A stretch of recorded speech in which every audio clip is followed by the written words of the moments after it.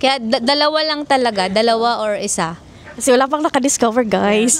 Dalawa or isa lang talaga. And then, nung na-interview na ako ng consulate, within that 2 weeks ata, 2 weeks, nag-email na sila sa akin ng acknowledgement for nomination sa school. So, nung sinubmit ko yun sa school, within that day, natanggap ko na yung acceptance of scholarship ko. So, yun, napasok ka na sa university. Yes, nakapasok na ako ng scholarship. Napasok ka na sa university, nakapasok ka na sa scholarship. Tapos, doon pa ba ipaprocess yung student visa or saan, Yes, doon na kailan yun. ba? Doon na yun. Kasi kailangan mong i-submit yung scholarship form sa immigration. Kagaya ng mga bank statement, mga housing tenancy agreement. Kasi kailangan nyo ng immigration kasi need nila i-check kung kakayanin mo ba talaga mag-aral dito sa Hong Kong within 2 years. Okay. So, ano yung mga hinahanap nila sis? Bank statement? Yeah, bank statement. Tapos, proof na meron kang house? Yes. Letter nung may-ari nung bahay. And then, resibo nung tenancy, Tenancy. nung bahay. Yun yung hinahanap. Oh, okay. And then, at least 2 months or 3 months na bayad yung bahay. And then, bank statement mo, it's around 100 above. Kasi yun yung required ng immigration. Kung may mahihiraman naman kayo, pwede naman yun. Ibalik nyo lang kaagad. Kasi ganun din naman ang ginawa namin eh. Oh, pwede pala yun, guys. Kaya no pressure. Yeah, Pwede kayong maghiram, pero make sure ibalik nyo agad. Huwag nyong gamitin yung pera, okay? Balik kukuha lang sila ng, kapag na-save nyo na yung, kapag na-collect nyo na yung 100,000 Yes. Hong Kong dollar, kukuha ka ng bank statement. Yes, yes. Kasi mag-appear doon kung magkano yung pera mo, di ba? Oh, yeah. Kapag mo nakuha mo na yung papel, o di ibalik mo na yung mga pera kasi Yes. Pero need nyo pa rin talagang mag-prepare ng pera as in. Yeah. Kasi just in case na wala na kayong mahiraman, meron talaga kayong mapoprovide para hindi naman masayang yung pag-apply nyo bilang estudyante. Yeah. So, sa nakikita ko, advantage to sa mga nakatapos na ng 4-year course. Kasi 2 years lang yung parang isa-sacrifice. Kung mayroong magsusupport sa nyo, sa pag-aaral nyo dito, sa lodging, sa foods, 'di ba? Why not, right? Ano pa ba?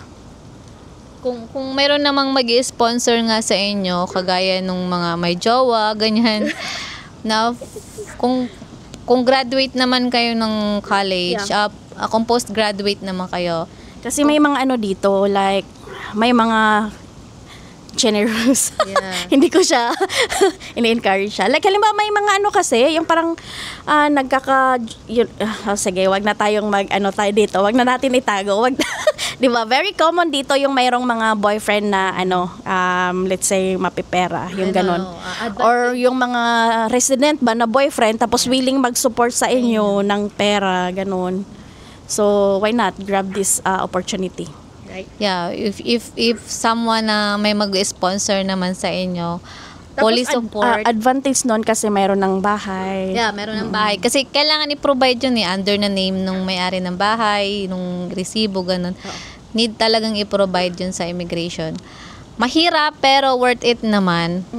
Yeah. So, how about yung mga sis, yung parang kagaya natin na self-support? So, kailangan talagang mag-ipon for 2 years. Ganon. Tapos, ano yung mga yung parang bahay dapat ikaw nagre-rent? Or pwede kaya yung Kasi doon sa application ng student entry visa form, doon may quotation doon. So, i-state mo doon talaga sa visa ng student entry visa form, i-stated mo talaga doon kung saan ka titira. Just like titira ka sa bed spacer, kung ilan yung pwede pala yun. Kung ilan yung kasi i-stated mo doon sa visa sa student visa form. So let's say halimbawa kasi maraming nag-stay out dito ng mga na helper, 'di ba? So pwede pala like minsan kasi sa isang room parang 3,000 per month yata, ganon. Pwede ba 'yon? I-stated mo pero dapat yung titirahan mo talaga na bahay na na-stated mo doon is meron sa kanya talaga 'yon. Sa kanyang bed spacer, ganun.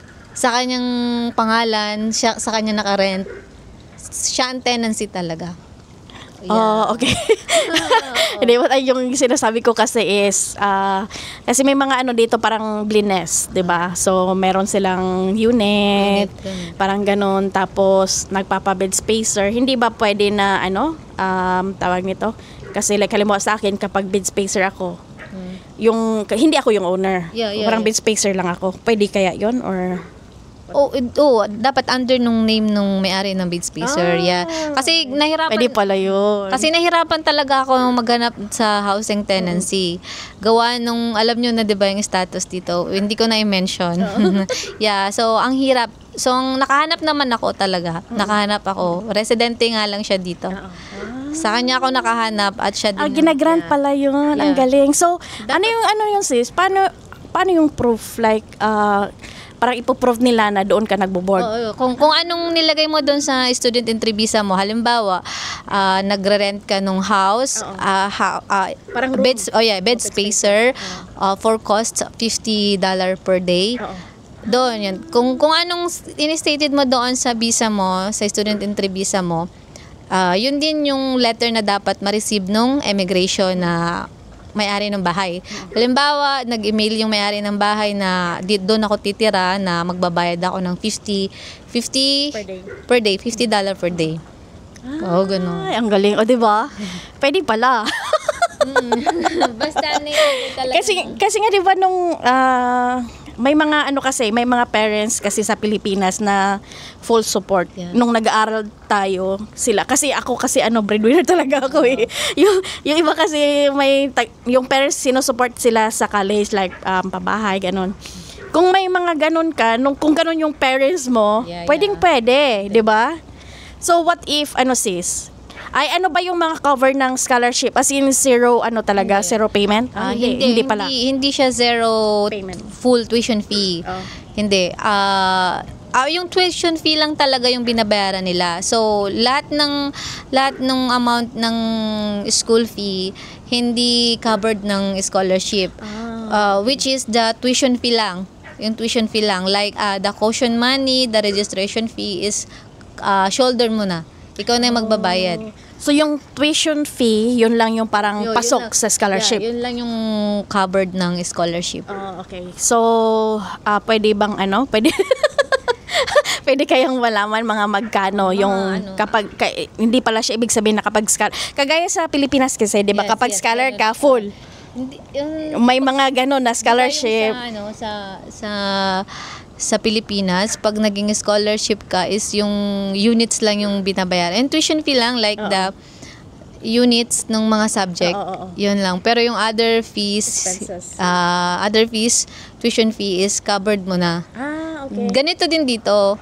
Yung covered lang ng scholarship is parang yung mga units lang nung subject.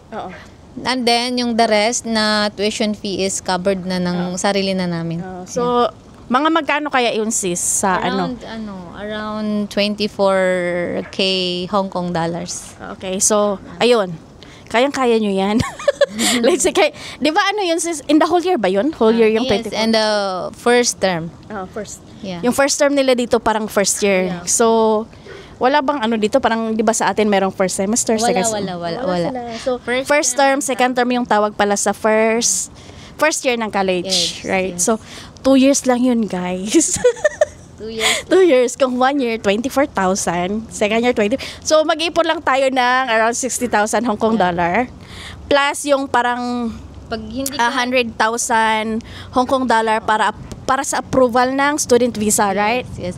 Pero pag hindi kasi kayo na-covered hindi kayo na-accept sa scholarship, just in case na makapasa kayo sa admission interview, and then sasabihin naman nila yan sa inyo kung willing ka bang magbayad ng tuition fee na around 86,000. So kung sa first term. So kung kaya mo, i-grab mo na. Ay 86 lang ba 'yon? Hindi 86 Hong Kong, 86K